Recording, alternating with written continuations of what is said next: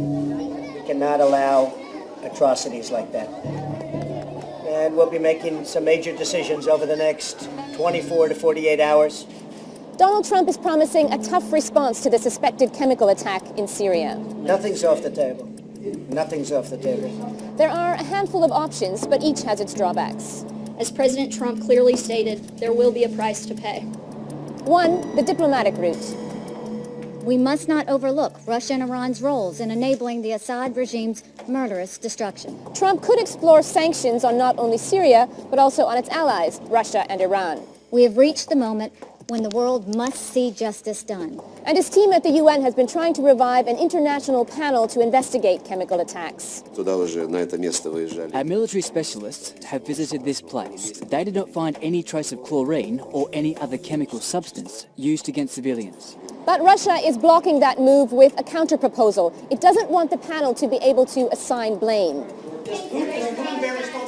He may. And if he does, it's going to be very tough, very tough. And even when investigators concluded that the Syrian regime had conducted previous chemical attacks, the Security Council was too divided to do anything about it.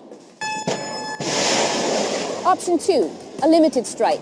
We are studying that situation extremely closely. We are meeting with our military and everybody else. Almost exactly a year ago, the U.S. fired cruise missiles at the Shayrat air base, from which it said Syrian warplanes had launched a chemical weapons attack. It was a show of force designed to send a message. Cut it out, or we'll come back with something bigger. But 12 months later, that message doesn't seem to have been received. So why would it work now?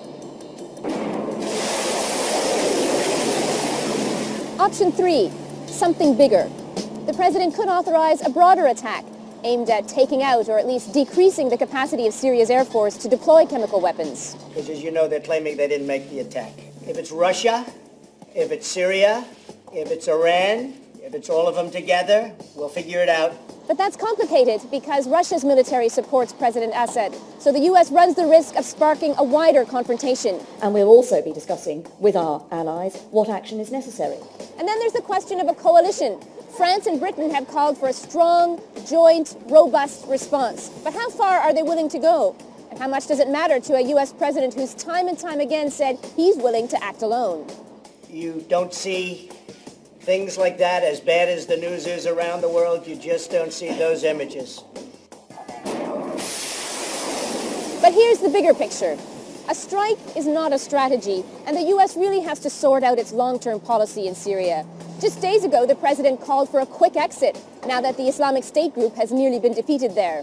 We'll be coming out of Syria like very soon. Let the other people take care of it now. So the question now is, how will Trump balance his desire to pull out of Syria when his options could draw the U.S. further in?